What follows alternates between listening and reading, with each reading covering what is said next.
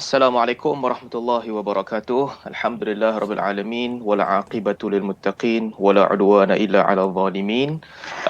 Alhamdulillah, dengan izin dan limpah kurnia Allah Subhanahu wa taala, kita sama-sama diberikan kesempatan dan peluang untuk berjumpa sekali lagi di atas talian untuk membincangkan satu tajuk yang agak kontroversi. Untuk tuan-tuan dan puan-puan yang biasa bersama dengan sesi perbincangan kritis yang kita anjurkan sebelum ini, perbincangan kritis ni kita sasarkan ahli politik ataupun badan-badan yang terlibat dalam politik ataupun menjadi kuasa pendesak. Dan hari ini kita bersama dengan satu program yang sedikit berbeza, di mana kita jemput ahli akademik untuk berbincang tentang tajuk yang tidak kurang dia punya kontroversi. Jadi kita harapkan perbincangan kita ini sebagai satu titik permulaan untuk kita mendapatkan idea yang lebih pertengahan, mungkin idea yang kurang bias, ataupun kita boleh dapatkan perkongsian dapatan ataupun data-data yang bersifat saintifik daripada ahli akademik. Sebab sebelum ini program kita banyak melibatkan ahli politik yang mana kita tahu semua mereka ada pendirian politik yang perlu dipertahankan. Alhamdulillah, dengan izin Allah Subhanahu wa taala, kita dapat jemput seorang ahli akademik yang namanya kian meningkat, yang sering disebut-sebut, Al-Fadhil Dr. Sahul Hamid daripada Fakulti Sains Kemanusiaan UPSI. Selamat datang, Doktor. Ya, terima kasih Ustaz.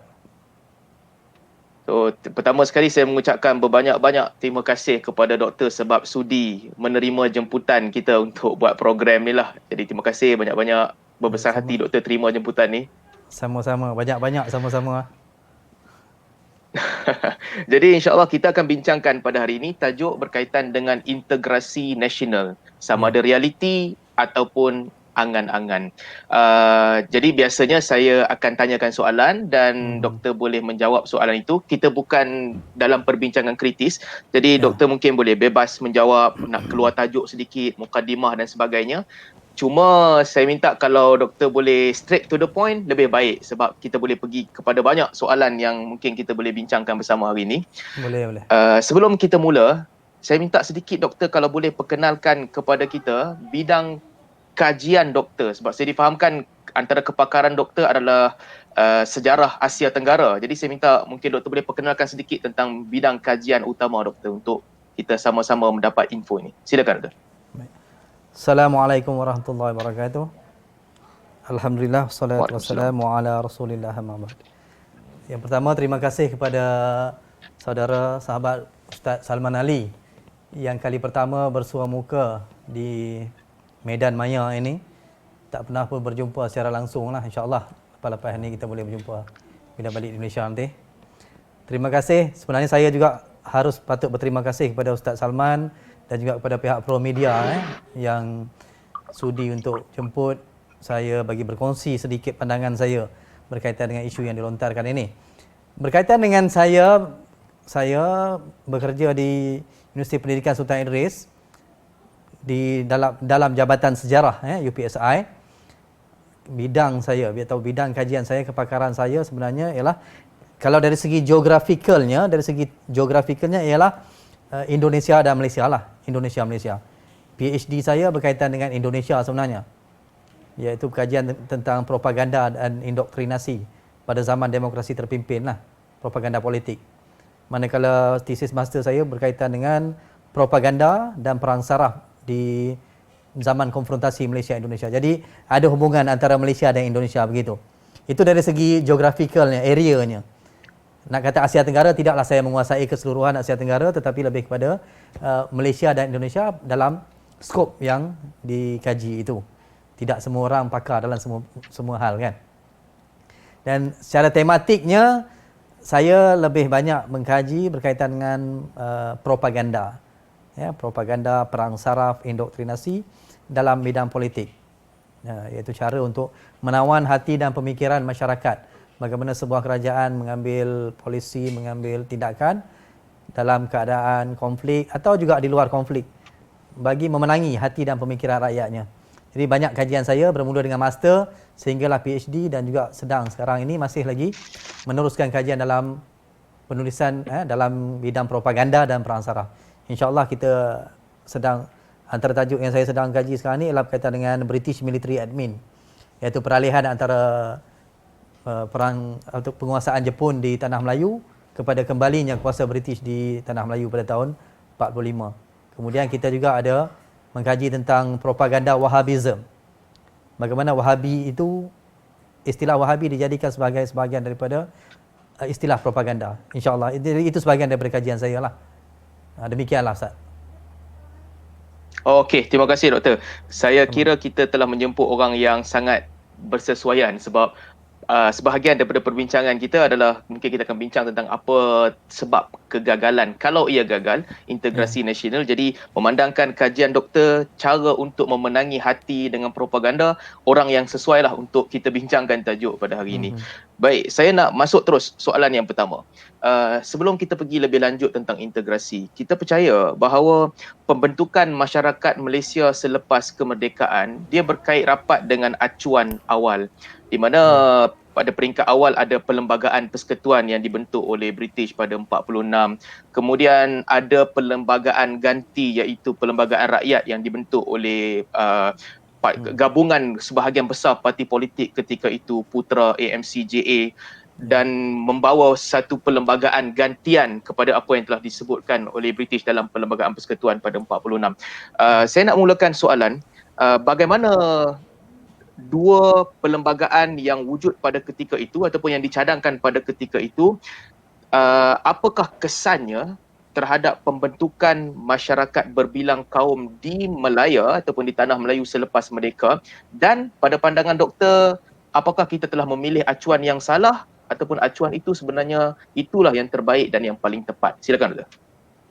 Baik, terima kasih atas soalannya. Apa yang saya faham ialah maksudnya perkembangan dan berkaitan antara perlembagaan rakyat dan perlembagaan persekutuan, betul Ustaz? Ya, betul. Baik. Saya mulakan dengan sedikit latar belakang berkaitan dengan perlembagaan rakyat. Perlembagaan rakyat ini adalah satu usaha independen, usaha bebas antara Putra dan AMCJA. Putra iaitu Pusat Tenaga Rakyat yang dianggotai gabungan beberapa pertubuhan orang Melayu lah, antaranya Awas, API dan sebagainya, yang diketuai oleh Dr. Burhanuddin Helmi, Ibrahim Yaakob, Ahmad Mustamam, dan inilah angkatan mereka itu. Kemudian pada tahun 45-46 itu lagi, itu pasca Perang Dunia Kedua, orang Melayu sebagai penduduk asal di tanah ini sudah merasakan bahawa kemerdekaan tanah ini tidak boleh secara terasing atau bersendirian tanpa ada konsensus ataupun keterlibatan daripada orang bukan Melayu. Sebab keadaan waktu itu begitu. Jadi walaupun yang dikatakan oleh sejarawan atau British mengatakan golongan kiri, radikal kiri ini keras, tetapi mereka juga sedar bahawa keadaan ketika itu mestilah melibatkan orang bukan Melayu bersama-sama untuk memperjuangkan kemerdekaan. Itu perkembangan pasca Perang Dunia Kedua. Menyebabkan mereka berbincang dengan AMCJA, mengadakan perbincangan, belum lagi AMCJA, tapi bincang dengan Tun Tan Cheng Lock misalnya, antara figura yang paling penting lah dalam penubuhan AMCJA, All Malaysian Council of Joint Action, ataupun sebelum itu nama dia PMCJA, Pan Malaysia Council for Joint Action. Tapi disebabkan mereka faham bahawa kemerdekaan ini akan lebih kemas untuk diperjuangkan jika keseluruhan rakyat yang ada waktu itu, walaupun belum ada konsep kewarganegaraan, belum ada konsep kewarganegaraan, tapi mereka merasakan untuk merdeka, untuk melawan dengan British, tiga kaum yang utama, Melayu, Cina dan India perlu bergabung. Maka itu yang terbentuklah persekutuan ataupun koalisi Putra AMCJA. Dan mereka kemudiannya membincangkan untuk kita bangunkan satu perlembagaan. Kita bangunkan satu perlembagaan, waktu itu perlembagaan persekutuan belum ada lagi. Yang ini selepas Malayan Union ni. Jadi mereka membangunkan perlembagaan rakyat dan berbincang. Boleh? Gambar hilang. Okey. Mereka berbincang, akhirnya muncul dengan satu perlembagaan yang dinamakan sebagai perlembagaan rakyat. Saya kira perlembagaan rakyat ini terhasil daripada satu siri perbincangan konsensus. Boleh dengar Ustaz Okey. Boleh, sekarang boleh dengar. Kita teruskan. Okey. Baik. Mereka Sekarang dia hilang balik. Dia hilang balik. Boleh Ya dah. Baik. AMCJA dan Putra akhirnya muncul ataupun menerbitkan satu perlembagaan rakyat yang bebas daripada pengaruh British. Mereka tersendirilah, ya, antara NGO lah waktu itu memikirkan bahawa kita perlu datang dengan satu perlembagaan rakyat untuk menunjukkan bahawa secara serius kita memang nak merdeka. Bukan cakap-cakap kosong. Sebab ketika itu Indonesia dah merdeka dah. Ini adalah perkembangan selepas Indonesia merdeka, sebab sebelum itu memang tanah Melayu dia merancang untuk merdeka bersama-sama Indonesia. Tapi selepas 3 hari je pun kalah, Indonesia terus merdeka dengan sendirinya. Soekarno mengisyarkan merdeka 17 Ogos 1945. So sekarang ini pejuang-pejuang di tanah Melayu, golongan radikalis ini perlu bersekutu dengan orang Cina dan India yang ada. So perlembagaan rakyat, antara terma yang saya suka dalam perlembagaan rakyat ini ialah mereka bincanglah banyak, perbincangan ini panjang sehinggalah sampai pada satu persetujuan bahawa siapa yang nak kena diberikan kewarganegaraan tanah ini, tanah Melayu ni. Akhirnya mereka bersetuju, hilang balik. Okey. Last sekali sehingga sampai kepada satu persetujuan bahawa teruskan. Okey, baik. Satu persetujuan untuk menubuhkan negara yang baru yang dinamakan sebagai Tanah Melayu lah. Tetapi yang bestnya dalam perlembagaan rakyat ini ialah persetujuan untuk membentuk satu bangsa. Ya, satu bangsa yang semuanya dikenali sebagai Melayu. Satu bangsa yang semua dikenali Melayu. Walaupun secara keturunannya mereka itu adalah orang Cina, orang India, orang Arab ke orang apa sekali, tapi apabila menerima kewarganegaraan yang baru di bawah perlembagaan rakyat ini, namanya Melayu. Dan memutuskan hubungan mereka dengan negara asal mereka. Meninggalkan terus. Tapi pada masa yang sama mereka bebas untuk mengamalkan agama asal. Kalau orang Cina terus dengan Buddha, kalau orang India terus dengan Hindu. So, dari segi itu saya kira konsensus ataupun perbincangan persetujuan yang diambil antara Dr. Burhanuddin Helmi dan timnya dengan Tun Tan Cheng Lock semua dah cantiklah, kemas. Tetapi perkara ini tidak dipersetujui oleh British sebab mereka ini adalah golongan yang menentang British, bukan kolaborator British. Ya? Akhirnya perlembagaan rakyat ditinggalkan begitu sahaja. Kalau saya boleh potong sedikit, Doktor, bila Doktor sebut tentang British, saya difahamkan berdasarkan maklumat asas sejarah yang kita tahu bahawa ketika itu propaganda dihidupkan oleh orang Melayu sendiri menolak perlembagaan rakyat yang dikemukakan oleh Putra AMCJA. Jadi bila doktor kata perlembagaan itu dah cantik, tetapi ketika itu ada propaganda yang tersebar di kalangan orang Melayu untuk katakan tak boleh, kita tak boleh terima, ini mencabar kedudukan kita sebagai penduduk asal di negeri ini. Jadi macam mana doktor boleh gabungkan antara dua faktor ni? Dia baik, tapi kenapa ada tentangan daripada orang Melayu pada ketika itu? Khususnya UMNO lah kot. Okey. Selepas UMNO ni dia tubuh selepas 46 Mei 46. Jadi UMNO dia duduk di sebelah yang lain. Dia bukan duduk di left, dia duduk di right, iaitu dia bekerjasama. Dasar dia bekerjasama dengan British. Dan mereka mempunyai akses kepada media yang lebih luas daripada akses golongan kiri ini. Jadi dari kacamata British, golongan kiri AMCJA Putra adalah pembangkang. Ya. Golongan UMNO ini adalah boleh kata pro kerajaan. Jadi orang yang pro kerajaan mempunyai akses yang lebih luas dan mereka pula terdiri daripada golongan birokrat, golongan bourgeois iaitu golongan-golongan yang elit, kan. So akses mereka kepada akhbar, kepada sumber media, kepada alat-alat propaganda komunikasi penerangan milik British lebih luas daripada apa yang dimiliki oleh golongan ini tadi. Golongan ini tadi hanya menguasai akhbar ataupun tulisan-tulisan di akhbar. Jadi tidak bersetuju. Mereka daripada awal tidak bersetuju untuk memberikan kuasa ini kepada golongan kiri sebab pada pandangan mereka, golongan kiri ini adalah golongan yang membawa idea sosialis. Idea sosialis. Hatta Dr. Burhanuddin Helmi sendiri tidak dipersetujui oleh mereka. Sedangkan Dr. Burhanuddin Helmi bukan sosialis. Cumanya label itu sudah melekat kerana Dr. Burhanuddin Helmi daripada awal lagi sudah terpalit dengan label sosialis dan juga label kaum muda. Kaum muda. So ini semua adalah label-label yang tidak kondusif untuk dibawa bersama. Sehinggalah dia bertentangan pula dengan UMNO. Ya. So UMNO bila dia rapat dengan British lebih menyokong UMNO dan juga golongan kolaborator kerajaan inilah. Itu yang menyebabkan mereka rasa tak boleh menerima golongan kiri dan dikatakan sebagai anti raja. Sedangkan dalam Perlembagaan Rakyat tidak ada pun satu klausa yang mengatakan bahawa mereka anti raja dan mereka akan mempertahankan institusi raja berperlembagaan. Itu dah.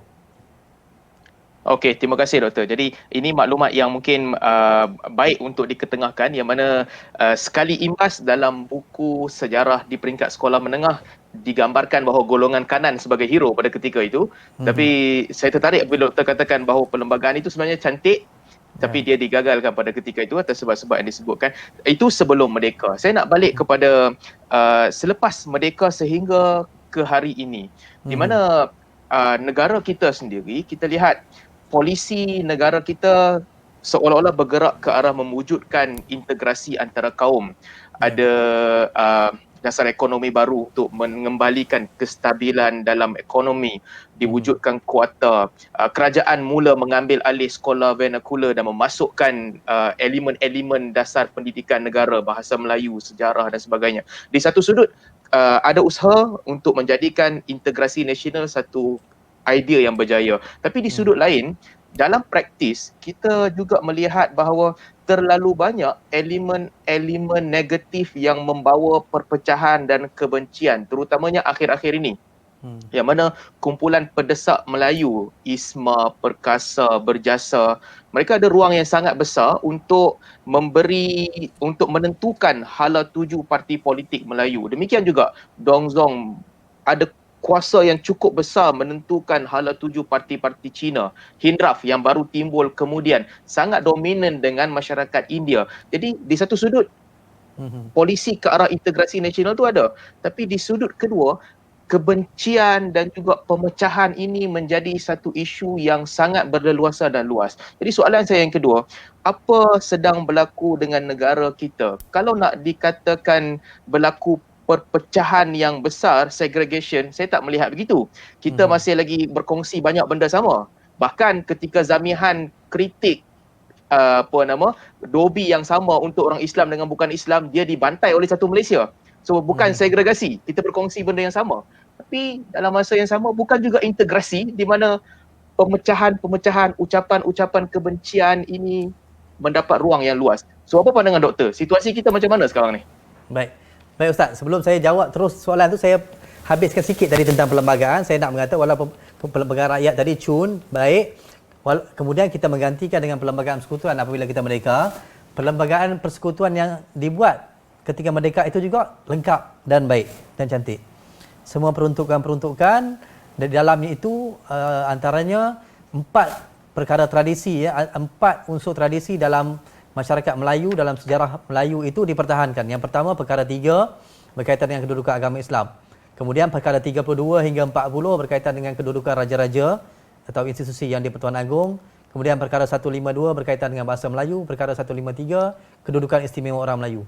So, perlembagaan merdeka sehingga kini pun adalah satu perlembagaan yang saya kira dari segi teorinya sangat cantik. Ya? Dan adalah fusion. Kita tak boleh kata negara kita sekular. Dan pada masa yang sama, negara kita bukanlah negara Islam sepenuhnya, tapi fusion of secularism and Islamism lah. Okay. So itu satu bahagian. Baik, berkaitan dengan integrasi nasional, memang dalam perlembagaan kita pun sebenarnya sudah cantik lah. Macam saya kata, memang cantik. Dia ada kesamarataan, perkara 8 ada berkaitan dengan kesamarataan. Semua masyarakat dalam, semua warga negara Malaysia ini memiliki hak yang sama rata. Kecuali seperti yang tertera ataupun dimaktubkan dalam hal-hal yang sudah jelas dalam beberapa peruntukan, iaitu berkaitan dengan agama Islam, kedudukan istimewa orang Melayu dan bahasa Melayu. Okey.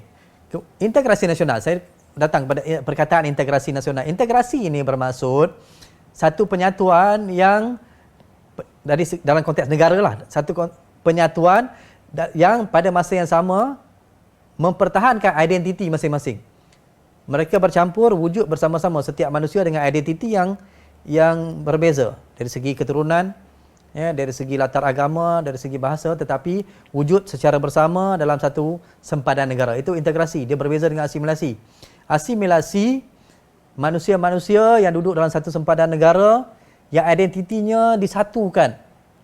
Dia kebanyakannya dia menganut satu identiti yang sama. It's about identity. Beza antara integrasi dan asimilasi ialah identiti nasional. Identiti nasional. Kita integrasi, bukan asimilasi. Asimilasi dia akan mengubah terus identiti itu untuk mewujudkan satu identiti bangsa yang baharu. Contoh yang paling klasik di sebelah kita ialah Thailand dan Indonesia. Indonesia asimilasi. Apabila merdeka Ogos 1945, mereka membuat proses Indonesianization oleh Soekarno. 45 hingga 66, Soekarno 21 tahun dia membina bangsa dalam proses yang dinamakan sebagai Indonesianization. Nama orang Cina ditukar kepada nama Indonesia. Nama orang India ditukar kepada nama Indonesia. Pengindonesiaan. Cumanya agama kekal. Bahasanya. Kalau saya komen sedikit sebelum Dr. sambung. Jadi bila Dr. sebut tadi tentang perlembagaan rakyat di mana mereka mencadangkan agar diwujudkan satu identiti bangsa Malaysia, saya kira itu mungkin merujuk kepada proses asimilasi yang cuba diketengahkan ke bagaimana? Ya, betul. Saya setujulah. Itu adalah proses asimilasi kerana bangsa, nama bangsa, kita mewujudkan satu rupa bangsa, unified identity, unified identity iaitu semua orang dikenali sebagai Melayu. Di domain umum semua orang berbahasa Melayu, tetapi pada masa yang sama semua orang berhak untuk mempertahankan budaya dia. Tapi bukan dalam domain umum. Itu yang berlaku di Indonesia. Dalam domain umum, di public sphere, semua orang bercakap dalam bahasa Indonesia, mengamalkan budaya Indonesia yang dominannya Jawa lah. Dominan Jawa, tapi bahasanya, bahasa Indonesia itu ialah bahasa Melayu. Bahasa Melayu adalah bahasa paling minoriti dalam negara Indonesia. So, bahasa Melayu itu diambil daripada bahasa Melayu Riau. Riau. So, apabila dibentuk negara tahun 45, bahasa yang paling minoriti diangkat sebagai bahasa menjadi bahasa negara. So, itu adalah disebabkan Soekarno mahu menjadikan yang pertama, Jawa tidak dilihat sebagai menguasai etnik-etnik yang beratus di Indonesia itu. Yang kedua, bahasa Melayu memang sudah menjadi pertuturan alam Melayu selama ratusan tahun lah. Dah 700-800 tahun bahasa Melayu ini menguasai, dan Belanda sendiri menguasai Indonesia bukan dengan menggunakan bahasa Jawa tetapi menggunakan bahasa Melayu. So itu sebab pemilihan bahasa Melayu. Okey. Ya, kembali kepada integrasi nasional, mereka menyediakan satu platform yang cantik dalam perlembagaan persekutuan. Ya, kalau ada orang yang mengatakan 153 iaitu kedudukan istimewa orang Melayu lah yang menghalang integrasi nasional kerana orang Melayu dilihat lebih superior daripada bangsa-bangsa lain, salah. Saya rasa mereka ini tidak membaca perkara 153 sehingga habis. 153 itu ada beberapa perkara. 153 perlu dibaca sehingga habis, sehingga tamat. Dia bukan satu superioriti orang Melayu.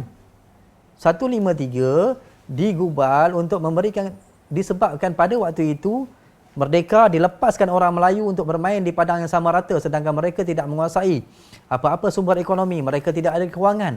So waktu itu dasar afirmatif perlu. Selama puluhan tahun ada, nanti boleh tanya soalan lah sama ada perlu ke tidak lagi dah sekarang ini. Nanti kita jawab kemudian. Tapi 153 dibuat waktu itu untuk sebab begitu. Sebab itu. Bukan disebabkan mereka ini diberikan satu kedudukan first class citizen, the others are second class citizen. Itu satu pandangan yang salah dan mereka tidak membaca perkara 153 secara menyeluruh. Kemudian kita, integrasi nasional ini kita buat ataupun kita mahu mencapainya melalui sekolah. Tidak ada jalan yang terbaik untuk mencapai integrasi nasional melainkan sekolah. Walaupun ada mungkin cara-cara yang lain. Walaupun itu bukan satu-satunya cara. Tetapi yang terbaik adalah melalui sekolah. So kita mulakan dengan tahun 1951 apabila British mahu menyediakan kita ke arah kemerdekaan. Laporan Barnes dikeluarkan 1951 oleh seorang sosiologis daripada University of Cambridge, datang untuk mengkaji bahawa apakah keperluan bagi negara ini apabila dia merdeka nanti. Laporan Barnes keluar tahun 51 mengatakan okey, akhirnya kita nak mewujudkan satu sekolah kebangsaan yang menjadikan bahasa Melayu sebagai bahasa perantaranya. Okey. Tetapi ini mendapat bantahan yang keras waktu itu tahun 1951 itu juga. Another report was commissioned by Chinese Society bersama dengan British untuk memanggil Fenn, William Fenn, iaitu seorang ahli akademik, bukan pegawai British yang duduk di Taiwan. Duduk di Taiwan dan bersama dengan Wu Teh Yao. Dipanggil mereka ini putih hijau pula attached to United Nations. Tapi kedua-duanya mempunyai pengaruh kecinaan. Disebabkan itulah pada waktu itu menjadi satu kontroversi yang amat besar. Sebab dua-dua ni mempunyai pengaruh kecinaan dan dihantar untuk mengkaji balik atau menilai semula laporan Barnes dan membuat kajian keperluan terhadap sistem sekolahan Cina. Akhirnya mereka datang dengan laporan yang baru. Mengatakan sekolah Cina harus dipertahankan. Sekolah Cina harus dipertahankan tahun 52. Dan laporan itu dikeluarkan dengan penglibatan MCA juga ialah untuk menenangkan orang Cina. Kemudian kita bergerak, sejarah kita bergerak sehinggalah kemerdekaan. Tapi ada orang berkata, kenapa Tunku Abdul Rahman? Tunku Abdul Rahman membenarkan sekolah Cina. Sekolah vernacular diwujudkan. Kita kata sekolah vernacular diwujudkan. Kenapa? Sedangkan Tunku Abdul Rahman mempunyai kuasa tawar-menawar waktu itu. Saya katakan sejarah perlulah dibaca daripada sudut ataupun perspektif hari kejadian, bukan hari ini. Pada waktu itu kita berdepan dengan komunis, Parti Komunis Malaya yang mempunyai penguasaan terhadap orang Cina. Jadi kalau Tunku tidak memberi laluan atau melayan permintaan orang Cina waktu itu, Parti Komunis Malaya akan menghasut orang Cina untuk menentang kerajaan, ya, dan menggagalkan usaha kemerdekaan. Jadi itu pertimbangan-pertimbangannya yang ada. So kita bergerak akhirnya sehingga 1969 kita berlakulah satu peristiwa yang menjadi satu sejarah hitam dalam negara kita, 13 Mei 1969. Sebelum itu 1964 pun dah berlaku satu rusuhan kaum dalam negara Malaysia yang baru dibentuk, iaitu di Singapura. Berlaku kematian, puluhan orang mati ketika sambutan Majlis Maulidin Rasul. Waktu itu Singapura ada dalam Malaysia. Kemudian 69. Kemudian itu adalah titik perubahan dalam negara kita apabila kita rasakan ada sesuatu yang tidak kena dalam pengagihan ekonomi dan identifikasi kaum dalam negara kita. Maka tahun 1970, 71, pasca 69 itu digubal satu dasar yang baru, dasar ekonomi baru namanya. Ya? Just Fallon datang. Just Fallon ini seorang ahli akademik, tak silap saya dari US lah, dari US. Universitinya lupa. Just Fallon antara tenaga dia. Datang dan mencadangkan dasar ekonomi baru dengan dikata-kata serampang dua mata, iaitu membasmi kemiskinan dan menghapuskan identifikasi kaum, terhadap sektor itulah sektor pekerjaan. Maksudnya pekerjaan tidak lagi diidentifikasikan dengan kaum. Kalau berniaga mesti orang Cina, yang duduk kampung mesti orang Melayu, yang duduk di estate orang India. So menghapuskan identifikasi kaum, penyusunan semula masyarakat. Maka ada sinar yang baru dalam negara kita dengan DEB ini. Berdasarkan keadaan itu dan rukun negara digubal setahun selepas peristiwa 13 Mei 1969. Pada tahun 1970, pemasyhuran atau perisytiharan rukun negara, ya, itu pun dipanggil juga Harvard, Komisi Harvard. Antaranya ialah Samuel Huntington yang menulis A Clash of Civilization itu. Juga termasuk dalam jawatankuasa yang merumuskan keperluan rukun negara bersama-sama dengan mendiang Profesor Khoo Kay Kim. Akhirnya kita pun merumuskan rukun negara menjadi ideologi 5 rukun ini. Untuk apa? Kita nak mewujudkan satu identiti nasional. Satu identiti nasional. Walaupun kita orang Islam, orang Buddha, Kristian, Hindu ataupun animisme ke atau apa-apa agama waktu itu, termasuklah Sabah Sarawak apa semua, tapi kita waktu itu tak ada satu identiti nasional. Tak ada satu pegangan yang bersama. Orang Islam berpandukan Quran, orang Kristian berpandukan Bible. Kita tak boleh kata disebabkan perkara 3 perlembagaan persekutuan itu agama rasmi ialah agama Islam, semua orang kena menerima nilai Islam. Nah, kita tak boleh paksa orang menerima nilai kita. Jadi kita perlu mencari satu ideologi yang semua orang boleh taat. Maka itulah dibuat rukun negara, kepercayaan kepada Tuhan. Semua orang percaya kepada Tuhan. Tapi bagaimana dengan kedudukan orang yang tidak percaya kepada Tuhan, etis? Kita belum membincangkan itu. Kemudian kesetiaan kepada raja dan negara. Ya? Raja dan negara diletakkan bersekali kerana raja adalah lambang bagi negara. Ya, raja adalah lambang bagi negara. Kemudian keluhuran perlembagaan. Maka perlembagaan ini adalah perlembagaan yang kudus, suci, walaupun dia tidaklah mencapai tahap kitab suci, tetapi dalam konteks negara ini adalah dokumen yang paling tinggi. Apa-apa kita berbalah, kita kembali pada perlembagaan. Kemudian kedaulatan undang-undang. Undang-undang yang terhasil daripada perlembagaan. Kemudian yang last sekali ialah berkaitan dengan sistem nilai kita, iaitu kesopanan dan kesusilaan. Masyarakat yang sopan, masyarakat yang susila, yang mempunyai tertibnya. Maka semua orang memeluk menerima satu ideologi yang baru, regardless of race and religions ataupun geographical differences, dan kita bergerak dari situ. Cumanya masalah kita, publicity, promosi berkaitan dengan rukun negara kita tidak begitu mantap pada peringkat yang awal lah. Jadi kalau boleh saya boleh kaitkan dengan soalan seterusnya sebab dia berkaitan dengan kenapa projek-projek itu tidak berjaya. So saya nak tengok realiti semasa lah. Kalau kita boleh masuk dalam isu lebih berkaitan dengan politik, kita melihat bahawa pertembungan antara kaum ini adalah menjadi permainan orang politik sehingga dia dianggap krisis yang dibentuk oleh mereka secara kreatif untuk menunjukkan kestabilan, untuk menjadikan negara ini dalam keadaan stabil. Jadi mereka mewujudkan krisis itu secara kreatif dan mereka bertahan dalam krisis itu. Sebab itu kalau apa yang berlaku sebelum ini di mana UMNO, MCA, MIC dan gerakan, walaupun ungkapan-ungkapan ala-ala perkauman wujud dalam setiap parti ini, tapi mereka masih lagi boleh bersama membentuk satu gabungan dan boleh menenangkan masyarakat berbilang kaum. Demikian juga ketika DAP bersama dengan PAS. Bila DAP bersama dengan PAS, pertembungan wujud, DAP dengan ideologinya, PAS dengan ideologinya, tapi mereka boleh bersama untuk tempoh masa yang lama dan mereka merendahkan suhu pertembungan di antara pengikut mereka. Sehingga satu ketika mungkin agak lawak kita boleh lihat, MCA kata DAP khadam PAS. DAP pula kata MCA khadam UMNO. UMNO kata PAS ikut telunjuk DAP.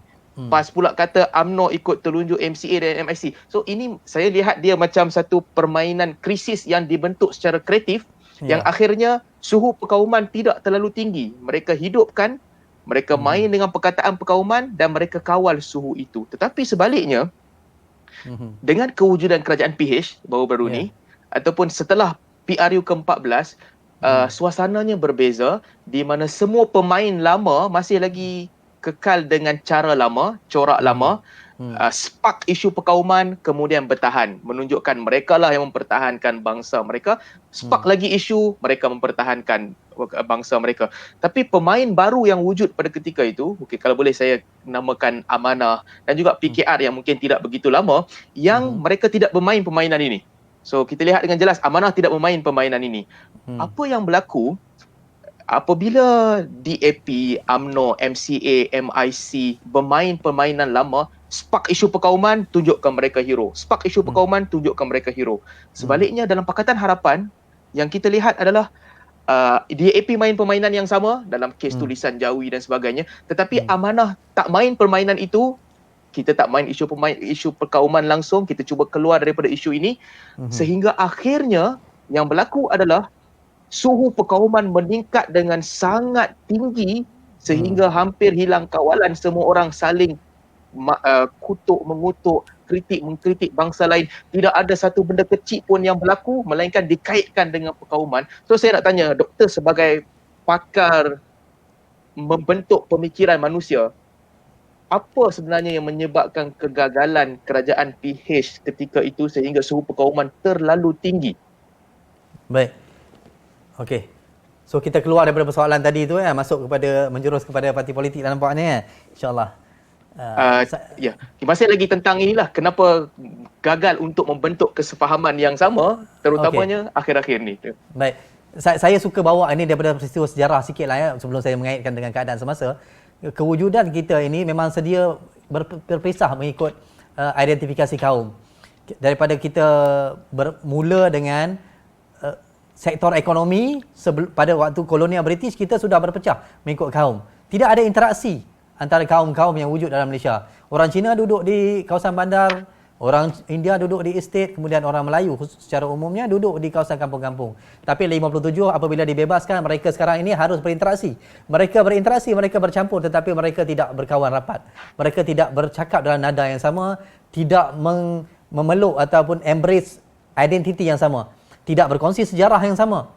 Tidak berkongsi bahasa pertuturan yang sama. Pergi ke kedai berbeli, okey beli telur 2 biji, bagi telur 2 biji tokey. Tokey pun bagi telur 2 biji 5 kupang. Bayar 5 kupang. Itu yang interaksinya. Takat itu interaksi. Jadi interaksi ini kita perlu wujudkan. Ekonomi dah pecah. Kemudian bila merdeka, sekolah. Nah, sekali lagi kita rasa kita nak wujud satu sekolah kebangsaan. Kita pecah lagi. Sekolah vernacular. Ada sekolah kebangsaan, ada sekolah vernacular. Interaksi masih belum berlangsung. Walaupun kita kata, ya sekolah kebangsaan, sekolah menengah kita berinteraksi. Tapi sekolah menengah itu dah jadi buluh, bukan rebung. Kalau nak melentur buluh, mesti dari rebungnya. Okay? Kita berpecah pada sekolah. Tadi sektor pekerjaan, kemudian sektor sekolah. Kemudian apabila dewasa, generasi berubah. Yang tadi itu kemudian menjadi pemimpin dan parti politik itu masih lagi beridentikan kaum. MIC-nya, MCA-nya, UMNO-nya, gerakannya, PPP-nya. Walaupun gerakan dikatakan parti yang umum, masa itu Profesor Syed Nakib pun ada dalam gerakan, tapi orang nampak identiti Cina. PPP orang nampak identiti India. Okey. Tapi ada cubaan untuk mewujudkan parti berbilang kaum ketika Datuk Onn Jaafar, tapi gagal. Datuk Onn Jaafar cuba untuk buat parti Independent Malay Party, Malayan Party, IMP, selepas keluar dari UMNO, gagal. Buat parti negara, gagal. Sebab kita tebal dengan perbezaan antara kaum itu. Ya, sebab satu sejarah yang panjang. Kita gagal untuk berinteraksi dan di sekolah pun kita tak sama. Okey. Kemudian kita sehinggalah pilihan raya yang baru-baru ini. Jadi ada satu masalah kita ialah, satu yang saya katakan ialah kurangnya promosi dan propaganda patriotisme yang diterapkan oleh kerajaan yang berkuasa waktu itu. Selama puluhan tahun kita sibuk membina negara, sibuk membina infrastruktur, tetapi kita terlupa untuk membina bangsa. Sedangkan membina bangsa, membina jiwa manusia itu lebih penting daripada membina itu yang terpanjang, ini yang terbesar, itu yang tertinggi. Walaupun itu penting juga, tapi saya mengambil contoh satu identiti yang lebih kurang sama dengan kita, Indonesia, apabila merdeka, setelah dikawal, dijarah oleh Belanda, benda pertama yang dibuat oleh Soekarno ialah membina bangsa, identiti. Berbangga sebagai orang Indonesia, kembali kepada sejarah, kegemilangan sejarah. Ya, lupakan ke penderitaan waktu Belanda, bina bangsa yang baru. 21 tahun, 22 tahun dia buat itu. Kita kurang. Akhirnya itulah natijahnya bila 2018 okey. Setelah 60 tahun lebih, satu parti Barisan Nasional menguasai kepimpinan atau pemerintahan Malaysia. Yang saya kata, saya tidak mengatakan Barisan Nasional tidak baik. Saya kata Barisan Nasional mempunyai sumbangan yang sangat-sangat besar dalam sejarah negara kita. Sangat besar. Cumanya di hujung-hujungnya ada isu. Semua inilah kata teori tamadun oleh Ibn Khaldun mengatakan apabila sampai pada kemuncaknya, mana-mana kerajaan atau pemerintah dalam dunia ini dia akan mencapai tahap kebobrokan, penyelewengan, lupa diri, akhirnya dia akan jatuh. So itu yang berlaku. Bila PH naik, PH datang dengan satu janji yang saya kira utopian. Adakah masyarakat kita bersedia dengan kandang yang dibuka secara tiba-tiba, dilepaskan semua orang untuk bermain, mengeluarkan pendapat, mengeluarkan suara dengan atas alasan apa? Kebebasan bersuara. Memang kebebasan bersuara dijamin oleh perlembagaan kita. Tapi setakat manakah masyarakat kita bersedia untuk meraihkan kebebasan bersuara? Semua orang boleh bersuara. Media boleh bercakap apa saja. Pakatan Harapan menguasai pemerintahan, pada masa yang sama mereka membebaskan media seluas-luasnya. Tidak ada langsung sekatan, tidak langsung kawalan. Baiklah, media yang tidak disekat adalah benda yang baik. Tetapi tidak ada check and balance. Bermaksud kerajaan gagal untuk menerangkan dasar-dasar yang ingin dibuatnya. Akhirnya menyerahkan kepada media sosial untuk memainkan peranan itu. Iaitu satu kelompok yang manusia yang tidak mewakili Pakatan Harapan, yang cenderung kepada waktu itu Barisan Nasional dan PAS menguasai media sosial. Yang sebelum itu dikuasai oleh Pakatan Harapan juga. Bila jadi kerajaan, Pakatan Harapan hilang. Tak ada langsung penguasaan media. Penguasaan maklumat. Saya katakan bahawa dalam era ini, media sosial merupakan satu medium yang paling penting dalam menyebarkan maklumat, menguasai hati dan pemikiran masyarakat. Sepanjang sejarah kita berevolusi, daripada majalah dan surat khabar kita pergi kepada radio, kemudian kita berubah kepada TV, kemudian kita berubah kepada telefon, kemudian kita berubah kepada pengenalan internet, blog. Waktu itu belum ada interaktif. Akhirnya media sosial, dan inilah media sosial yang kita sedang berinteraksi ini, live stream yang boleh ditonton oleh ribuan manusia di seluruh dunia. Doktor, sedikit sedikit saya nak sentuh tentang media sosial sebelum Doktor sambung. Soalan yang sama, Ya. masih soalan yang sama. Tapi saya nak sentuh tentang media sosial.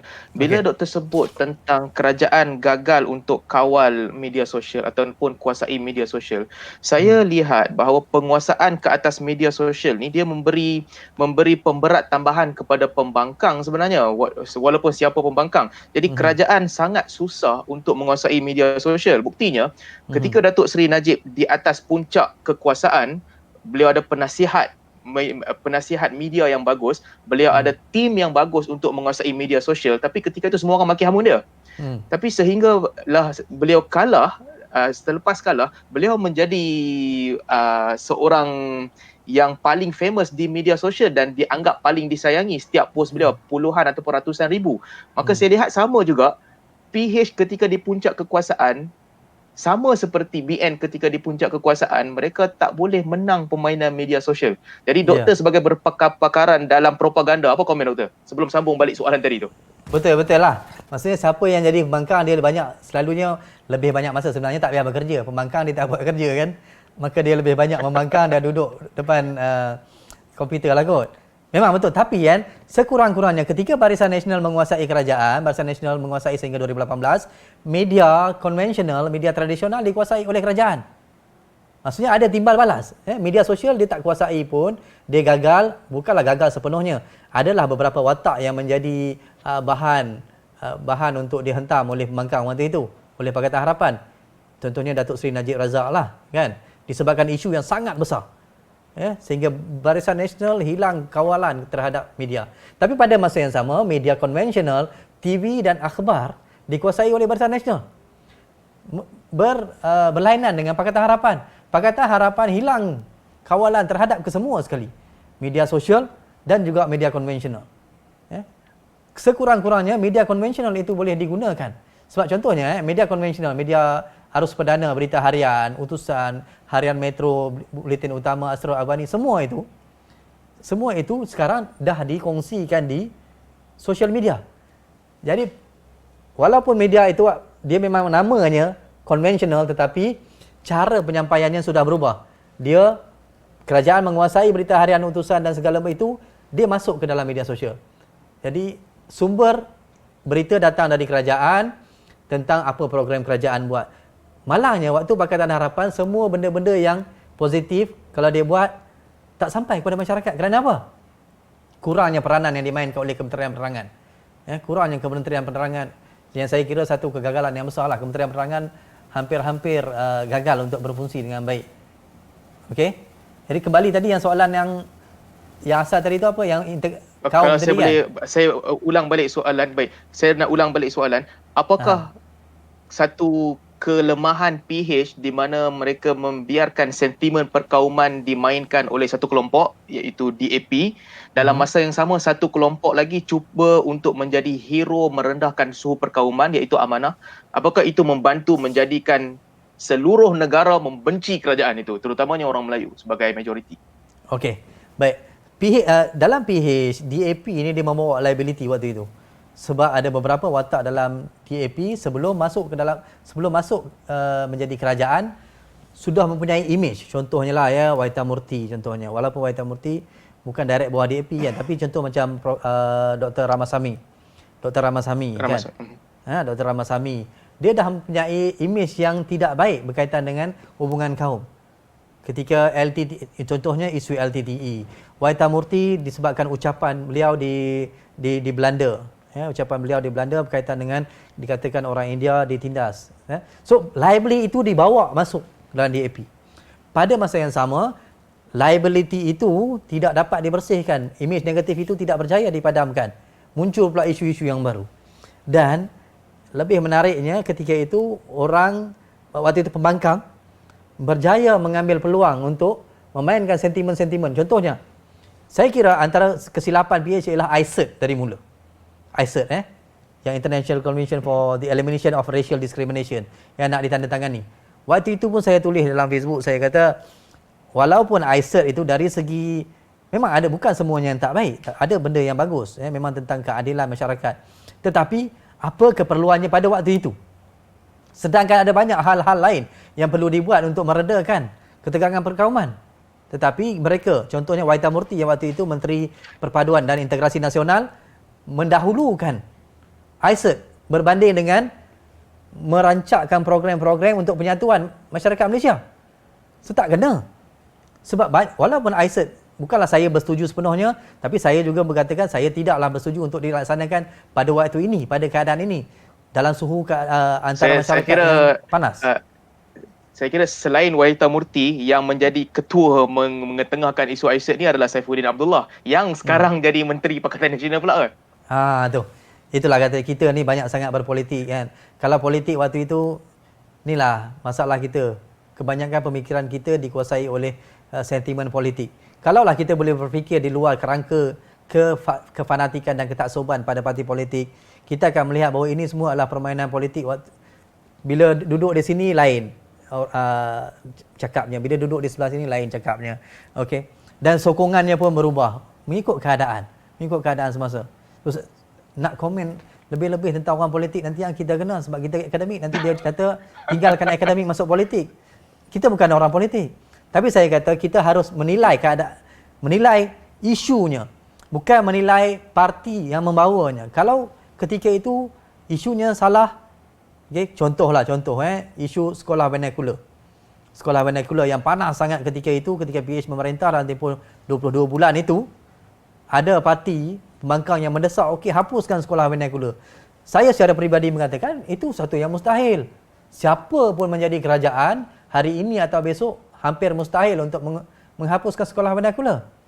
Sebab itu sudah menjadi sebahagian daripada identiti negara kita. Satu proses sejarah yang panjang. Tapi pada masa yang sama, saya berharap alangkah baiknya kita hanya ada satu aliran sahaja, aliran kebangsaan. Itu adalah impian kita. Itu impian kita. Tapi orang politik, dia begitu.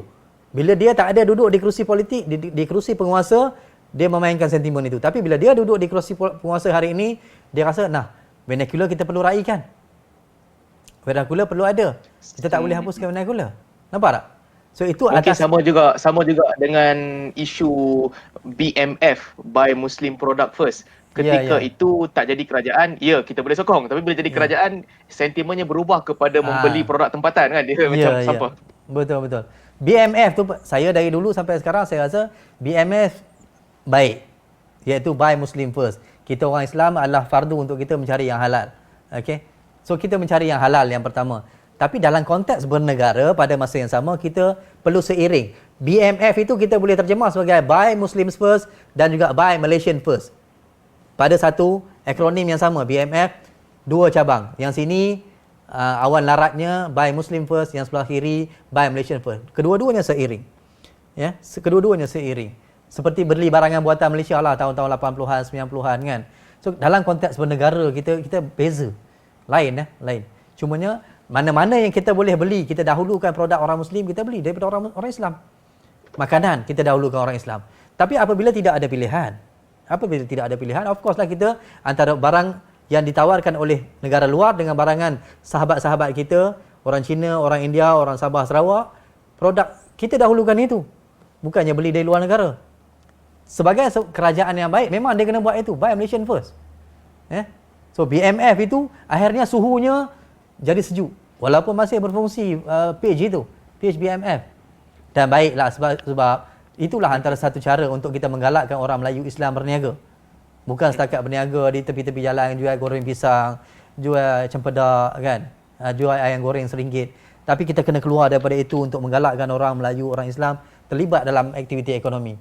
Which is saya rasa satu usaha yang baik BMF ini. Cumanya dari segi kerajaan, sesiapa sahaja yang menjadi kerajaan, pandangannya tak sama dengan kita yang duduk di bawah sebagai rakyat. Yang di luar kerajaan. Di luar kerajaan. So BMF perlu menjadi usaha persendirian NGO. Usaha persendirian NGO.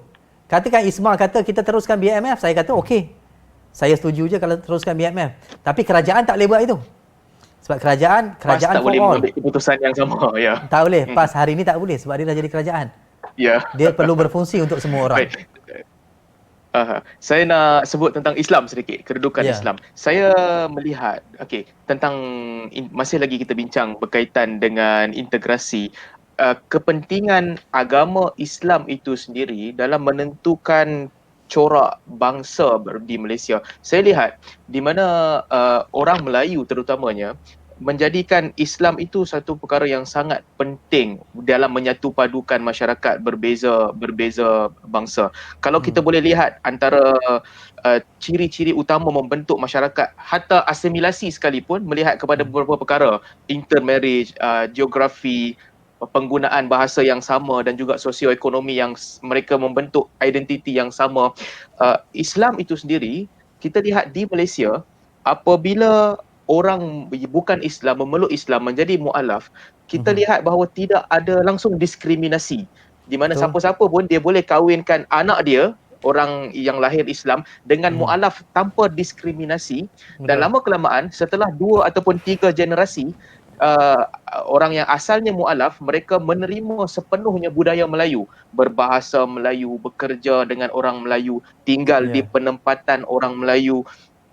Bahkan Perlembagaan Persekutuan sendiri sebut bahawa Melayu ditakrifkan sebagai orang yang beragama Islam, berbahasa Melayu dan mengamalkan adat istiadat orang Melayu. Jadi saya melihat bahawa resis mungkin jauh daripada orang Melayu, kerana apabila once orang itu menerima Islam sebagai agama, dia diterima sepenuhnya sebagai salah satu daripada kelompok yang membentuk identiti nasional ini. Jadi saya nak tanya doktor, mungkin soalan ni sedikit kontroversi. Apakah dengan menerima Islam secara sosial telah terbentuk asimilasi kepada orang-orang yang asalnya bukan Melayu? Ke bagaimana? Minta pandangan doktor. Okey. Satu soalan yang saya kira sedaplah sebenarnya, sebab kita ni bincangkan tentang orang Melayu yang menjadi majoriti. Baik, takrif Melayu itu kita lihat dalam perkara 160/2 dalam Perlembagaan Persekutuan mengatakan bahawa orang Melayu adalah beragama Islam yang pertama, kemudian dia berbahasa Melayu dalam urusan seharian, kemudiannya dia mengamalkan adat resam Melayu lah, adat istiadat Melayu. Ini adalah tafsiran ataupun takrifan definisi secara teknikal. Apabila kita nak merdeka, maka kita perlukan takrif tentang siapakah Melayu itu. Dia tak boleh nak kata Melayu itu mesti kulitnya sawo matang, kuning langsat, hidungnya pesek, matanya begini, ketinggiannya setakat ini, rambutnya kerinting. Dia tak boleh buat gitu, sebagaimana pengembara-pengembara, pegawai-pegawai British mendefinisikan ataupun mentakrifkan orang Melayu 150 tahun dulu. Now technical, perlembagaan lah mengenai technicality. Maka dibuatlah satu takrif, iaitu mestilah yang pertama beragama Islam. Bila beragama Islam je orang Melayu, so yang tak beragama Islam tak dikira Melayu lagi dah. Okey. So ini adalah tafsiran negara bangsa dalam perlembagaan. Tapi takrifan ini tidak boleh diperluaskan ke seluruh alam Melayu. Orang Bali adalah rumpun Melayu juga contohnya. Alam Melayu. Tetapi mereka tidak tertakluk kepada tafsiran kita dalam perlembagaan.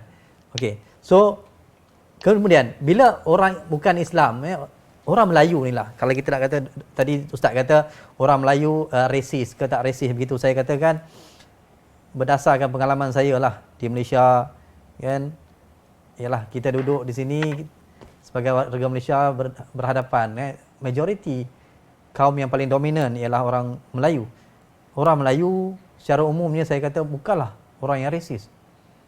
Salah kalau saya sering kali membantah kalau ada siapa kata orang Melayu atau bangsa Melayu adalah bangsa yang resis. Saya kira bangsa Melayu adalah bangsa yang paling dinamik. Paling tak resis. Paling tak resis, paling dinamik, paling terbuka untuk menerima budaya yang berbeza, agama yang berbeza, atau agama yang berbeza, untuk duduk dalam kawasan mereka, berinteraksi dengan mereka tanpa prejudis. Walaupun di sana ada segelintir yang resis, dan ini wujud dalam semua masyarakat. Dalam semua masyarakat, dalam semua latar kaum di dunia, mesti ada sekelompok masyarakat yang tak boleh nak berinteraksi dengan orang lain. Dia ni beruk tunggai lah kita kata. Ada dalam semua masyarakat. So, secara umumnya orang Melayu dia boleh terima semua orang. Macam Ustaz cakap tadi, apabila seseorang itu memeluk agama Islam, dia bersedia. Ini saudara kita. Asalkan dia Islam, macam mana kulit dia ke, macam mana rupa dia ke, macam mana bahasa dia menerima sebagai menantu contohnya. Ini adalah salah satu cara untuk orang Melayu beradaptasi ataupun berasimilasi. Contoh Islam itu tersebar di alam Melayu ini pun begitu. Antaranya disebabkan perkahwinan. Dan wujudnya identiti kaum satu kelompok manusia yang berbeza di Pulau Pinang, bukan berbeza.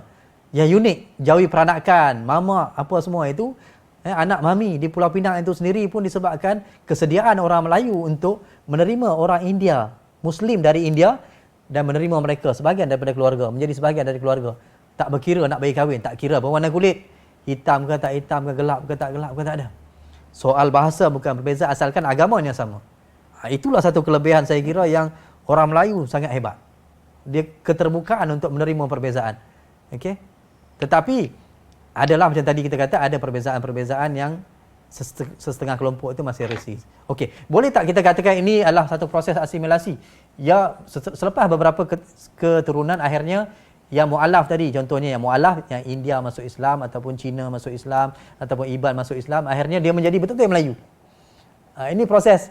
Saya kira bukanlah satu rancangan. Satu perancangan orang Melayu, okey kita tarik orang ni jadi Melayu. Bukan. Ini adalah proses natural. Proses semula jadi yang berlaku dalam sepanjang sejarah manusia. Apabila dia masuk, contohnya bila orang India datang, orang Cina datang berdakwah, orang Arab datang berdakwah, pada awal-awal abad ketika penyebaran Islam, mereka berkahwin di sini, berkahwin di sini dan mereka menjadi orang Melayu kerana identiti alam ini adalah alam Melayu. Bukan disebabkan mereka dimelayukan, tetapi dengan sendirinya mereka menjadi Melayu kerana satu ialah sifat orang Melayu itu sendiri. Masyarakat Melayu dia menerima apabila orang datang, orang Arab datang, orang India datang, dia tak layan orang ni sebagai orang asing. Dia dah menjadi sebahagian daripada kita. We, us. Itu kelebihan orang Melayu. Akhirnya menjadikan orang ini dia secara sendirinya dia terasimilasi dan beradaptasi dengan budaya yang baru itu dalam proses yang panjang. Kita boleh namakan dia asimilasi positif lah, yang asimilasi positif dan yang baik. Asimilasi positif ialah itu disebabkan persamaan agama. So apabila Nabi kata orang Islam ini semua bersaudara, saya kira orang Melayu sangat hebat dalam pelaksanaan klausa ini. Dia betul-betul menerima orang Islam semua bersaudara. Tak kira warna, tak kira bahasa dah. Jadi dalam konteks itu, tapi inilah saya kira mungkin jugalah menyebabkan orang bukan Islam ada sikit ketakutan lah dalam konteks Malaysia ini bila dikata masuk Islam masuk Melayu kata. Orang tu masuk Islam masuk Melayu. Ketakutan. Dan akhirnya menjadi satu trend hari ini apabila saudara-saudara kita kembali kepada Islam, mereka trend yang terbaru mengekalkan nama asal itu. Mengekalkan nama asal. Yang kita kira trend yang baik untuk mewujudkan untuk dakwah, kepelbagaian dalam Islam itu sendiri. Ya. Baik untuk dakwah, iaitu mengatakan bahawa masuk Islam bukan masuk Melayu.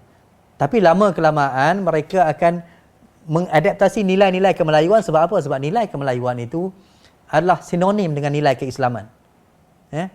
Nilai kemelayuan itu sinonim dengan nilai keislaman secara umumnya. Itulah sebabnya proses. So itu asimilasi yang baiklah. Cumanya ada di sana orang yang rasa berhati-hati dan terancam dengan perkara ini. Kita tak boleh salahkan, semua bangsa dilahirkan dalam keadaan begitu, mereka merasakan bahawa harus mengekalkan budaya asal itu. Itu adalah satu nikmat juga yang Allah bagi itu, kepelbagaian kaum. Kan Allah kata kita dijadikan berkaum, berpuak-puak, berbangsa, berbagai bahasa untuk saling mengenali. Kalau semuanya uniform, sama aja, muram juga bosan dunia ni. Bosan juga kan? Baik, saya nak panjangkan sedikit tentang kehebatan orang Melayu. Saya dengar penjelasan doktor sebelum ni tentang beza antara rukun negara dan Pancasila, di mana rukun negara doktor menggambarkan dia tidak begitu memberi kesan ke arah membentuk semangat nasionalisme. Tapi saya nak sebut satu perkara, mungkin minta ulasan doktor selepas ini. Saya melihat nasionalisme orang Melayu itu sendiri sebenarnya adalah pada tahap yang sangat tinggi. Satu, dibandingkan dengan orang-orang di rumpun Asia Tenggara. Di luar negara, kita jumpa banyak orang Indonesia sebagai contoh yang dia boleh tinggalkan kerakyatan Indonesia, dia boleh ambil kerakyatan lain dan dia boleh hidup sama-sama dalam keadaan dia tak rasa kurang. Okey, aku dah give up aku punya nationality, aku ambil nationality lain dan aku tak ada masalah. Demikian juga kita boleh jumpa dengan mudah orang Singapura sebagai contoh, tak kisahlah sama ada Melayu Singapura atau Melayu Indonesia, yang dia boleh give up nationality Singapura untuk menerima nationality lain, Australia, New Zealand ataupun Amerika, yang dia rasa macam it's okay, itu boleh dibuat. Kalau kita panjangkan lagi, saya jumpa ramai orang Arab yang Egyptian yang mendapat nationality negara Gulf, Saudi, Qatar, Kuwait, yang dia rasa macam Egyptian mungkin taklah, Syrian ataupun Yaman yang menerima nationality negara lain, dia rasa macam okey, itulah dia punya usaha. Dan ada ramai Lebanese yang cuba untuk mendapatkan nationality France. Dia rasa sebagai satu kebanggaan. Orang India yang mencari kerakyatan negara-negara barat yang itu tujuan dia dan ramai. Tapi orang Melayu sendiri tak ramai yang boleh menyerahkan kewarganegaraan Malaysia untuk terima warga negara lain. Tak ramai, adalah ada. Tapi bila kita tanya orang sekeliling, kita tengok tak ramai. Walaupun dia mewah macam mana pun di negara lain, dia akan kata, aku orang Malaysia, aku takkan jual aku punya kewarganegaraan ni walaupun dengan apa harga sekalipun. So saya melihat, balik kepada soalan rukun negara tadi, saya tak nak sebut tentang orang Cina ataupun orang India sebab nanti dia jadi bunyinya resis. Jadi orang Melayu itu sendiri, kalau dibandingkan dengan bangsa-bangsa lain di Asia Tenggara ataupun di luar, kita sangat embrace kerakyatan Malaysia itu. Jadi saya nak cabar sedikitlah yang doktor sebut bahawa Pancasila telah berjaya membentuk identiti Indonesia. Tidakkah doktor lihat bahawa sebenarnya rukun negara telah membentuk masyarakat Melayu yang lebih patriotik sebenarnya berbanding masyarakat Indonesia? Silakan doktor. Baik, menarik. Secara teknikalnya kita kena bandingkan dua perkara di sini. Yang saya rasa istilah lah, ini benda ni istilah. Cumanya dalam konteks nationalism ini dia ada dua benda yang berbeza. Satu kewarganegaraan, satu kebangsaan. Nationality dan juga citizenship. Yang Ustaz cakap tadi sebenarnya itu ialah diorang meninggalkan citizenship. Dia meninggalkan citizenship, kewarganegaraan, tetapi dia tidak meninggalkan kebangsaan dia. Dia masih kekal sebagai Arab. Dia pergi mana pun dia kekal sebagai orang Indonesia. Dia kekal bergaul dengan orang Indonesia. Itu adalah kebangsaan. Tetapi yang ditinggalkan tadi ialah citizenship, kewarganegaraan. Okey, samalah apabila orang India yang menguasai ekonomi di US itu.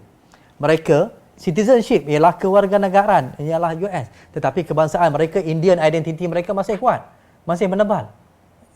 Kahwin pun masih lagi mereka di kalangan kelompok-kelompok mereka. Kelompok-kelompok itu adalah semangat kebangsaan. Nationality is different from citizenship. Yang Ustaz cakap tadi adalah citizenship tadi. Orang Melayu, dia citizenship dan kewarganegaraan. Citizenship dan nationality itu dikira sebagai satu. Sebagai sama, unified identity. Itulah negara dia, itulah kewarganegaraan dia, dan itulah dia sifat nilai kebangsaan bagi dia. Sebab itulah bila dia pergi keluar pun dia rasa macam, aku tak ada tanah air lain dah. Aku tak ada tanah air lain, inilah tanah air aku, yang kata tanah Melayu. Tanah Melayu. Sebab kita, sejarah kita berbeza. Sebab itu kecintaan kita kepada tanah air kita berbeza dengan orang lain. Kita ada we and others. Konsep we, kita dan orang lain itu kita ada. Kita harus mempertahankan tanah air kita daripada orang lain. Sebab ada orang lain di sini. Itu adalah mentaliti orang Melayu, pemikiran orang Melayu, psyche orang Melayu. Sebab orang Melayu asalnya penduduk asal, kemudian British membawa masuk kaum-kaum lain, membentuk satu negara yang baharu. Dan sejarah ini tidak ada dalam mana-mana negara dalam dunia. Tidak ada dalam mana-mana negara dalam dunia. Malaysia sahaja yang begitu. India ditadbir oleh British, dikuasai oleh British, dan British keluar. Burma ditadbir oleh British, dikuasai oleh British, dan British keluar. Malaya ditadbir oleh British, dikuasai oleh British, British keluar. Tapi apa perbezaan antara tiga ni? Singapura pun sama. Dikuasai oleh British, ditadbir oleh British, dan British keluar. Tapi apa beza? India dan Burma, British meninggalkan negara ini, dia kembali kepada orang asal yang mentadbir. Orang asal yang sebelum pra-kolonial itu yang kembali mentadbirnya. Okey? So, mereka tidak ada krisis identiti, krisis dengan satu identiti yang baru, iaitu we and others. Kita dan orang lain yang datang disebabkan oleh penjajahan, tak ada. Singapura totally keseluruhannya dikuasai oleh others. Dikuasai oleh others. Iaitu satu negara baru yang dibentuk, walaupun sebenarnya itu bukan negara baru, milik Johor, tapi dibentuk. Maka apabila orang Cina yang kemudian membentuk negara itu, sekarang ini orang Melayu dia tak ada apa-apa dah kat sana. Tapi di tanah Melayu, khususnya tanah Melayu, bila British keluar, kali ini orang Melayu wujud, iaitu we and others, iaitu orang Cina dan orang India dan orang Arab ke orang apa-apa. Identity dah ada, dah conflict of identity. Maka tanah ini kita mesti pertahankan daripada others itu. Itu satu pemikiran yang sudah terpahat. Itu yang menyebabkan dia rasa macam mana pun aku mesti nak kena kembali ke tanah air aku, sebab inilah tanah air aku, ada others. Kalau aku tidak menguasainya, others akan mengambil alih. Orang lain akan mengambil alih. Ini satu sentimen itu yang wujud akhirnya kata apa? Hujan emas di negeri orang, hujan batu di negeri sendiri. Baik lagi di negeri sendiri. Macam mana pun dia mesti nak balik juga ke negeri sendiri. Itu satu pemikiran. Indonesia macam saya kata tadi, sebenarnya dia citizenship itu, walaupun dia surrender the citizenship, dia di luar, dia masih lagi bergaul dengan orang Indonesia juga. Saya di Australia, saya melihat perkara itu. Ya, ramai Indonesian sudah mendapat PR di Australia. Ada yang dah mendapat citizenship, tapi perkumpulan dia bukan dengan orang putih. Perkumpulan dia masih lagi dengan orang Indonesia yang bercakap dalam bahasa Indonesia. Itulah nilai kebangsaan yang berbeza dengan nilai citizenship. So citizenship is technical issues, kebangsaan adalah soal hati. Soal keterikatan antara jiwa manusia. So, saya kata kebangsaan dia berbeza. Dia adalah hal kejiwaan. Cinta pada negara. Itu adalah soal hati. Itu bukan soal teknikal. Sedangkan citizenship, kewarganegaraan adalah soal teknikal. Yang boleh digubal melalui perlembagaan, boleh ubah. Kebangsaan tidak boleh digubal melalui perlembagaan. Dia mesti disemai. Mesti ada perasaan cinta antara satu orang dengan satu orang lain yang merasakan inilah saudara aku dalam konteks negara ini. So itu yang bezanya. Pandangan saya. Baik, saya balik masih lagi soalan yang sama, saya nak dapatkan penjelasan doktor. Di sudut sama ada citizenship ataupun nationality, kerakyatan ataupun kebangsaan itu sendiri, apakah doktor setuju bahawa kedua-duanya, kerakyatan dan kebangsaan, semangat yang ada dalam diri orang Melayu di Malaysia sebenarnya adalah sangat tinggi berbanding dengan bangsa-bangsa lain, termasuk bangsa Indonesia? Bagaimana pandangan doktor? Okey, secara umumnya saya bersetujulah dengan pernyataan itu. Memang secara umumnya orang Melayu dia mempunyai semangat yang lebih tinggi, tapi pada masa yang sama saya tidaklah menafikan ada juga peranan ataupun kecintaan kaum-kaum lain terhadap negara ini, kerana mereka ini inilah dia negaranya. Inilah negaranya bagi orang Cina ke orang India ke orang apa sekalipun, ini negaranya. Cuma kita rasakan bahawa orang Melayu lebih tinggi kecintaannya kepada negara ini, ada faktornya. Sebab faktor bahasa tadi. Faktor bahasa. Siapakah yang dilihat paling kuat untuk memperjuangkan bahasa Melayu di Malaysia ini? Iaitu orang Melayu lah. Sangat kurang kita melihat orang yang bukan Melayu memperjuangkan bahasa Melayu. Kalau ada profesor yang kita boleh namakan, yang saya ingat, Profesor Teo Kok Siong, Profesor Lim Swee Tin, dulu mendiang Profesor Khoo Kay Kim. Mereka ini orang yang mempertahankan identiti bahasa Melayu itu. Maksudnya sekolah perlu satu aliran. Jadi bila orang Melayu memperjuangkan identiti yang paling penting dalam satu negara, dalam menyemai nilai kebangsaan, maka itulah orang Melayu lah yang dinilai sebagai yang paling patriotik. Padahal bahasa Melayu ini satu salah faham. Orang lain, orang bukan Melayu mengatakan sukar untuk menerima bahasa Melayu. Hatta untuk menerima istilah bahasa Melayu itu yang ditukar kepada istilah bahasa Malaysia. Sebenarnya dalam perlembagaan perkara 152 mengatakan bahasa kebangsaan adalah bahasa Melayu. Dia tak sebut bahasa kebangsaan adalah bahasa Malaysia. Okey. Tapi ramai di luar sana yang mengatakan okey, bahasa Malaysia. Bahasa Malaysia tak wujud. Dari segi undang-undangnya tak wujud. Maka kalau kata keluhuran perlembagaan, tidak luhur itu. Tak ada bahasa Malaysia, bahasa Melayu. Yeah. Okey. Bahasa Malaysia. Maka kalau kita nak mengatakan kita kembali kepada perlembagaan sebagai asas untuk menyatu padukan rakyat Malaysia, warga Malaysia, kita gunalah bahasa Melayu. Menggunakan bahasa Melayu tidak menjadikan kita orang Melayu, tetapi menjadikan kita sebagai orang Malaysia. Orang Malaysia. Sebab kita menjunjung nilai dalam rukun negara itu, keluhuran perlembagaan. Apa yang susahnya untuk menerima bahasa Melayu? Ya, apa yang susahnya? Memang 152 mengatakan bahawa bahasa Melayu itu dalam domain rasmi. Tetapi bahasa lain boleh diamalkan secara bebas. Okey, bahasa lain boleh diamalkan secara bebas ataupun tidak boleh dilarang penggunaan dalam teaching and learning. Itu technicality.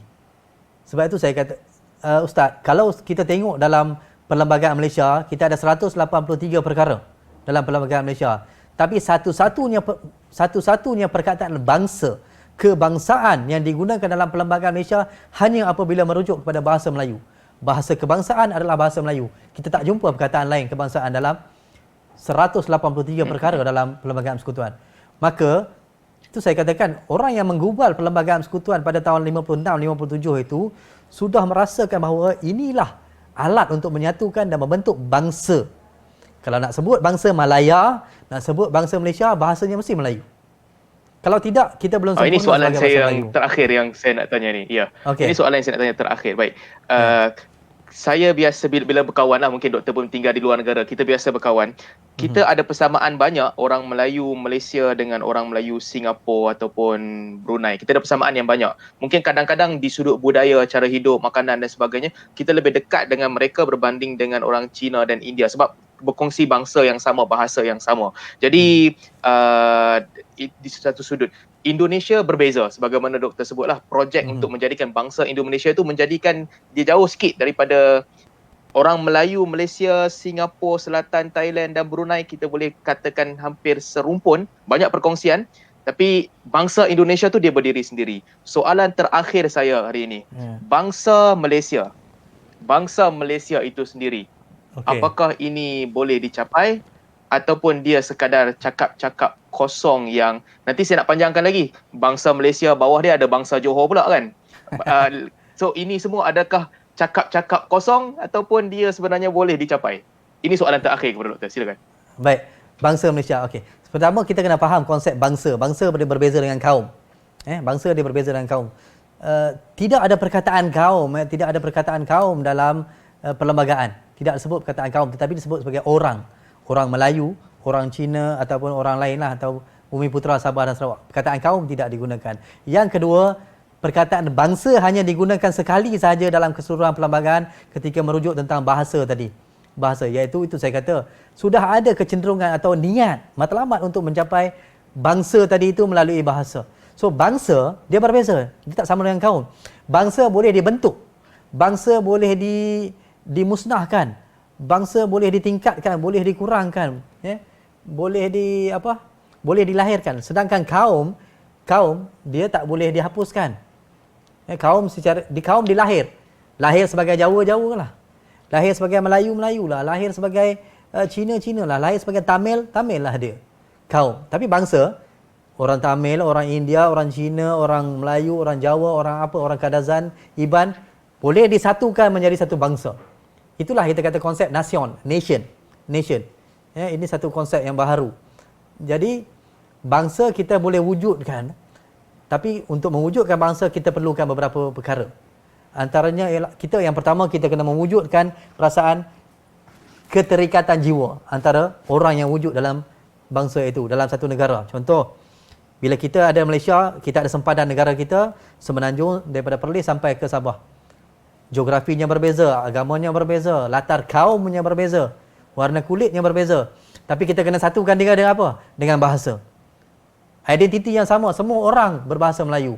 Tapi untuk menghormati kepelbagaian manusia, dasar integrasi mengatakan semua orang pada masa yang sama bebas mengamalkan culture budaya dia. Okey, yang kedua, dia mestilah mengiktiraf sejarah yang sama. Sejarah yang sepunya. Maka kita perlu mewujudkan satu sejarah yang sepunya. Ini dah menjadi satu masalah di Malaysia apabila ada kelompok manusia yang tidak bersetuju dengan bentuk sejarah rasmi yang ada dalam negara kita. Ya. So saya kata kita ada beberapa fasa dalam sejarah Malaysia. Sejarah sebelum kemasukan British adalah sejarah orang Melayu itu sendiri secara dominannya. Ya. Daripada Melaka sampai kolonial pada tahun 1800 lah, selepas pengambilan Pulau Pinang oleh Francis Light, adalah sejarah orang Melayu. Melaka itu sendiri adalah sejarah orang Melayu dicampur dengan keterlibatan pemimpin-pemimpin India Muslim dalam itu. Di situ pun kita nampak betapa terbukanya orang Melayu menerima orang bukan Melayu, keturunan bukan Melayu itu berada dalam istana bersama-sama. Okey. So, bangsa kemudiannya, itu saya kata, dia perlu mengiktiraf kesepunyaan tadi tu, sejarah yang sepunya. Okey. Dan ketiga, dia mewujudkan culture, budaya yang sama. Budayanya mungkin makanannya ke, lagunya ke, dia bersama. Ini satu usaha yang perlu dibentuk oleh kerajaan. Maka bangsa Malaysia, bila kita bentuk negara Malaysia tahun 1963, kita bicara soal bangsa Malaysia. Adakah ini benda yang baru? Datuk Seri Najib buat One Malaysia. One Malaysia, satu Malaysia. Adakah itu satu yang baru? Sebenarnya itu adalah ulangan daripada apa yang disuarakan oleh Timbalan Perdana Menteri Tun Razak waktu itu tahun 1964. Setahun selepas Malaysia ditubuhkan, ketika kita berkonfrontasi dengan Indonesia waktu itu, keluar besar-besar ucapan Tun Razak dalam akhbar disiarkan, satu bangsa Malaysia. Dalam headline, satu bangsa Malaysia ditayangkan. Iaitu Tun Razak kata keperluan kita untuk membentuk bangsa Malaysia bukan lagi identifikasi kaum, tetapi nilai kaum kekal, budaya kaum kekal. Nah, bangsa yang baharu ini bertunjangkan bahasa Melayu, bertunjangkan sejarah yang sama, budaya yang sepunya, dengan menjadikan kemudian adalah bahas yang berlaku antara Lim Kit Siang dengan Profesor Said Nakib Al-Atas pada tahun 1968 1968 tak silap saya, di Kuala Lumpur, tentang identiti kebudayaan nasional. Kebudayaan nasional. Budaya apa yang perlu dijadikan sebagai budaya nasional?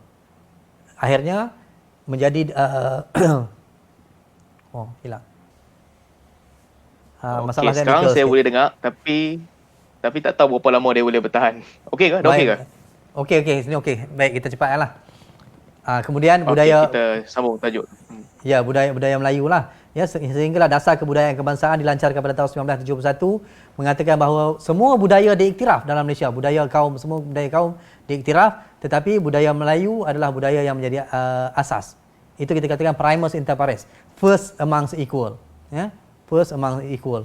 Baik, kemudian kita teruslah kita, tapi itulah bagaimana kejayaan kita nak membentuk bangsa Malaysia, bagaimana usaha kita untuk membentuk bangsa Malaysia. Saya kira itu usaha yang tenggelam timbul, sekejap hangat-hangat tai ayam. Sekejap kita bincang nak bentuk bangsa Malaysia. Ada orang bercakap tentang bangsa Malaysia, we are Malaysian. Kita, itu pun disebut dalam bahasa Inggeris, we are Malaysian. Nah, untuk berkata tentang kita bangsa Malaysia harus diucapkan dalam bahasa Melayu. Kita adalah bangsa Malaysia. Itu perlu diasuh dulu. Bukan mengatakan we are Malaysian apabila bercakap sesama orang Malaysia, oh we are Malaysian man. Tapi bercakap sama orang Malaysia, kita perlu ubah. Kita bangsa Malaysia. Buat yang itu dulu. Cakap dalam bahasa Melayu, sebab itulah perkara yang paling utama untuk diiktiraf, bahasa Melayu. Bahasa Melayu. Kedua, kita perlu mengiktiraf unsur sejarah sepunya kita. Dalam beberapa fasa dalam negara kita, iaitu pada mulanya sejarah awal itu adalah sejarah orang Melayu sahaja. Bukan kata orang bukan Melayu tidak ada, tetapi tidak menjadi sebahagian daripada sejarah yang tulen di situ.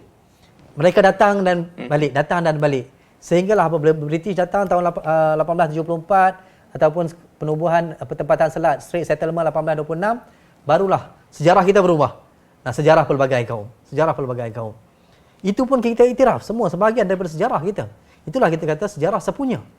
Dan mengiktiraf kemudiannya keterlibatan orang bukan Melayu dalam perjuangan kemerdekaan selepas pasca Perang Dunia Kedua. Tun Tan Chen Lock, John TV, Tun Sambantan. Ini peranan-peranan yang penting dalam kemerdekaan. So, semua orang perlu belajar dan mengiktiraf kesepunyaan ini. Okey, 3 perkara ni. Kalau kita boleh belajar untuk menerima 3 perkara ini, iaitu bahasa Melayu, sejarah yang sepunya, identiti nasional, maka insya-Allah kita boleh. Tapi untuk menuju itu tak boleh sendirian, mesti kena ada propaganda daripada kerajaan. Ini kita katakan propaganda patriotism. Propaganda ke arah kesatuan negara, propaganda ke arah perpaduan negara. Tak boleh sekejap-sekejap, dia kena berterusan. Hal-hal rukun negara perlu diperhebatkan. Memberikan kefahaman tentang unsur-unsur tradisi dalam Perlembagaan Malaysia, 4 unsur. Perkara 32 hingga 40, perkara 3, perkara 152, perkara 153, kesamarataan, perkara 8. Okey, ini semua perlu difahamkan kepada masyarakat. Bukan teknikal sangat, benda asas saja. Siapa yang berkuasa perlu mainkan peranan. Saya selalu berpendapat selepas kuasa Tuhan, yang berkuasa adalah kerajaan. Ya? Jadi kerajaan boleh ubah apa yang dia nak, kalau dia nak buat. Cumanya political will itu kena ada, kemahuan politik. Itulah Ustaz. Okey, terima kasih banyak-banyak Dr. Sahul di atas perkongsian yang banyak maklumat baru kita dapat hari ini. Sejarah. Baik. Saya nak jelaskan kepada rakan-rakan yang dengar, tak ada langsung soalan ini adalah pre-prepared punya question. Semua soalan impromptu dilontarkan terus dan semua jawapan adalah jawapan langsung daripada Dr. Sahul tanpa persediaan. So saya nak tekankanlah, saya takut nanti ada orang ingat kita dah prepare, Dr. Sahul dah prepare jawapan. So memang tak ada langsung. Soalan datang terus dan jawapan secara langsung daripada Dr. Sahul. Saya agak terkesima juga dengan maklumat sejarah yang Dr. bentangkan dalam keadaan soalan yang tidak diduga dan tidak dibuat persediaan terlebih dahulu. Terima kasih banyak-banyak. Banyak yang kita belajar daripada Dr. Sahul. InsyaAllah nanti kita jumpa dan mungkin kita boleh bersama sesi untuk membincangkan tajuk-tajuk lain pula masa akan datang. Jadi sekian dulu. Terima kasih. Kita jumpa lagi. Wabillahi taufiq wal hidayah. Wassalamualaikum warahmatullahi wabarakatuh. Waalaikumsalam warahmatullahi wabarakatuh.